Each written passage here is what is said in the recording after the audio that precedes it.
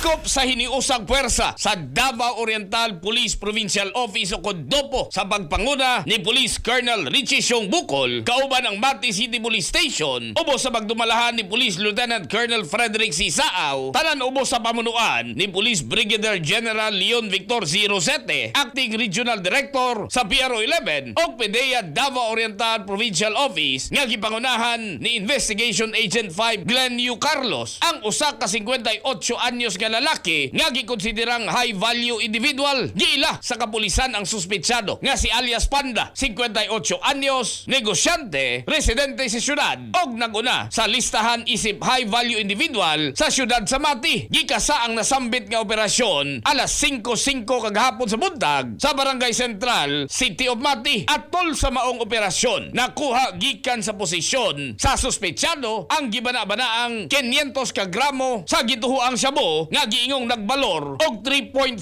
billion ka pesos. Matud pa ang maong malampusong operasyon, gikonsidera karon sa otoridad nga usa sa pinakadako malampusong kadaugan sa nagpadayong kampanya kontra illegal nga droga sa syudad sa Mati o probinsya sa Davao Oriental. Human nasikop ang suspetsadong si alias Panda. Gipasalamatan og gitimbaya hinuon ni DOPO Provincial Director Colonel Bukol ang tanang operatiba sa kapulisan sa ilang dedikasyon og kadasig sa paggukod sa mga daotang elemento, hilabi na gayod ang mga tigpayuhot og droga sa syudad og probinsya. Nibahad usab si Colonel Bukol ngadto sa mga malapason sa balaod nga dili muundang ang kapulisan sa probinsya sa paggukod o pagdakop kanila. Para healthy kanunay ang atong pamilya, mag-premium D3 na kita. Katropa niyo sa balita gikan sa City of Mati. Para sa nagkahiusang Pilipino, para sa Pilipinas, kini si katropang Vicente Pichon IV, XFM News.